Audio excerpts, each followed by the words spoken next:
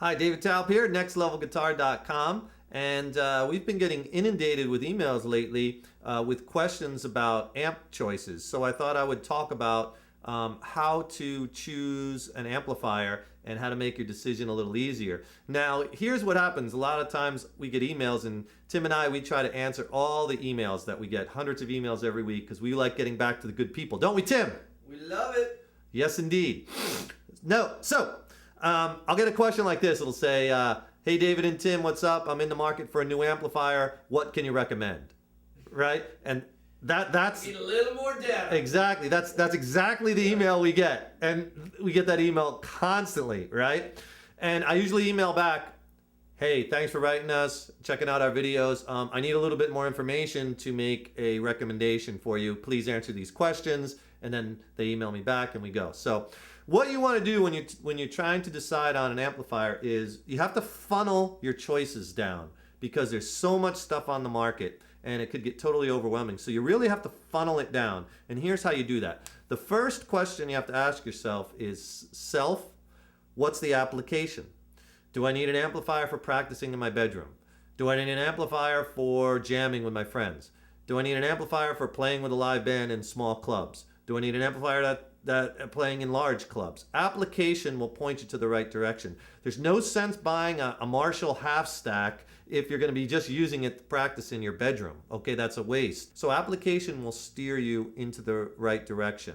The second thing is budget. Okay, so remember, we're funneling our choices down. There's no sense looking and trying out, unless you just want to go and have some fun. No sense playing through a $1,500 amp if you have a $300 budget, okay? That has impulse purchase written all over it. And I'm not saying don't go to Guitar Center or whatever big music store and try out stuff. That's a lot of fun. But if you're seriously looking for an amp, you have to have a budget in mind, and the budget will sometimes tell you, okay, what amp or amp family you're gonna go to. The third thing is, do you like solid state or tube amplifiers, okay? Two totally different sounds. Generally, I prefer tube amps. In my live amps, I use all tube amps. But the thing is about tube amps, there's positives and there's negatives compared to solid state. A lot of it depends on what sound you like best. So really let your ears guide you and find out what sounds best to your ears. I like the warmth of tube amps, but the downside to tube amps, I think they sound better than solid state amps generally. But the downside is they're more expensive. You have to maintain them, and for most of them set the biasing and replace tubes. And you have to really crank them up to get the tubes breaking up and getting them to sound really good. You can't have a Marshall half stack or a big Fender DeVille amp on 0.5. It's not going to sound that good. You have to. Need it on 11. Exactly, like Nigel, you got to crank it up, because with tube amps you have to get those tubes hot, heated up. You have to get the voltages up there so the tubes can talk back and forth, and you really have to get the amp to run hot, okay, to get it to sound really, really exceptional on the tube amps. Obviously, if you're just playing in your bedroom, you know, and you don't want to wake the neighbors, your tube amp isn't going to sound all that great. So if you just blew $1,000 on a tube amp just for playing in your bedroom, you're never going to get your money's worth out of that amp, because you got to really crank it. And they run hot. One amp I use live a lot, I use a Matchless Independence 3-channel amp, and it is hot. It runs really hot. And in fact, in the owner's manual of the amp, it even says don't put a fan behind it or try to cool it off. It's designed to. Tube amps are designed to get hot. So that's some of the cons. The big pro, I think, to tube amps is I think they sound better.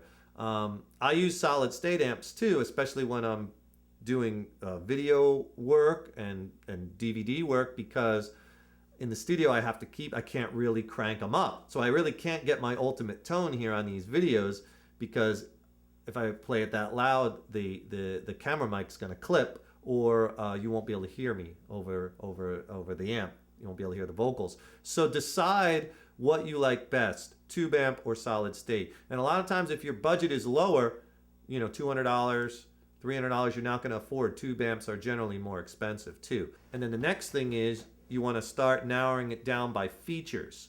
When you're buying an amplifier, a lot of times what starts tacking onto the price is what features come with the amp.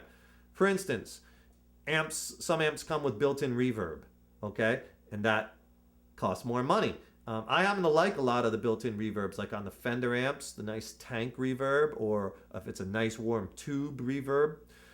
So a lot of the reverbs that are built into the amps sound really, really nice, especially if it's a nice big tank or a tube reverb. So it's nice having that feature. Now, some amps come with that built-in reverb, some don't. The ones that do will cost a little more. If you want an amp with a built-in effects loop, again, that's another feature that costs money. That's a really nice feature to have, especially if you use a lot of pedals effects, because then you could run those pedals through the effects loop instead of, if you don't have the effects loop, then you have to run your guitar into the pedals and then your pedals into the amp. And what that's going to do, it's going to rob your tone, because the pedals then are now your guitar tone is being affected because the pedals are going through the EQ section and the preamp section, whereas if you have them separately, you're chopping out the middleman. right, exactly, that's a good way to put it, through the effects loop, all that is separate and you're getting more of a truer tone. So having that effects loop is a real nice feature if you use a lot of effects. Obviously, if you don't use a lot of effects, you don't like reverb, don't buy an amp that has all those, because you're paying more for that, okay? Some of the other features are, you might want, depending on your situation, you might want an amp with built-in distortion, right? Or gain, and a lot of the amps have that. Channel switching, which is really important if you're playing in a band or if you're playing live a lot, meaning there's a channel for clean, and then a lot of times it'll come with a foot switch or a switch on the amp, which you hit, and it'll change the channel to a separate channel, and it might be a distorted channel, okay, or a rhythm channel. Some amps are 2-channel amps where they have 2 separate channels. And then some have 3 channels where you might have a clean, a rhythm, and then a lead. Some have 4 channels, okay? And again, every time you're adding a channel, guess what? The cost is going to go up. Especially some amps have separate channels, but it has the same EQ for each channel, meaning it'll have on the amp, bass, mid, and treble. And you might have all 3 of those for every channel. Okay, if you want a separate EQ or a separate bass, mid, and treble knob for each channel, then again, your cost is going to go up. But that's very preferable, because then you could really custom tailor each individual sound, your distorted tone, your clean tone. And I like multiple channel amps. I like amps with at least 3 or 4 channels, because when in the bands I play in, I'm always going from clean to dirty to rhythm. And then I like being able to add an effect pedal, a distortion on top of that. And then so it really opens up a lot of options. But again, you're talking about a lot of extra money.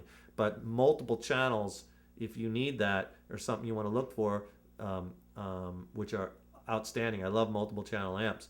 And then obviously you'd want that to come with a foot switch. So when you're playing live, you just click a switch. You're not going to be able to go over to your amp and click it. You want to just step on it to change the channel. Sometimes even an amp will come with a foot switch where you could step on to change the channels, step on to turn the reverb on and off. Some amps have assignable effects loops, where you would step on an effects loop. You can assign a loop to a certain channel, which is very, very cool. But again, you get now a little bit more high tech. Again, if you're not going to be using multiple channels, there's no sense buying an amp with all these channels in it if you're not going to use them, because again, you're wasting your money. So again, let your application tell you which way you want to go. And when you go to check out amplifiers in the stores, bring your guitar, okay? Don't, you want to hear how it sounds through your guitar, and try all the features on the amp and all your pickup combinations, and really give it the road test. Again, they've made so many changes and the technology's gotten so good. Try them all. Try them all and see what sounds best to your ears. It's like a guitar. What feels best in your hands? What sounds best to your ears? I could tell you what I like. I like Fender Stratocasters and Gibson Les Pauls and Paul Reed Smiths, but you might not like those guitars. You might like Ibanez. You might like something else, and that's all good. It's all a matter of what you like. So with amps, again, it's very personal. You have to find out what amp character, what tone do you like. A Fender sounds very different, has very different tonal characteristic than a Mesa Boogie, which sounds very different than a Bad Cat, which sounds different than a Crate, which will sound different than a Marshall.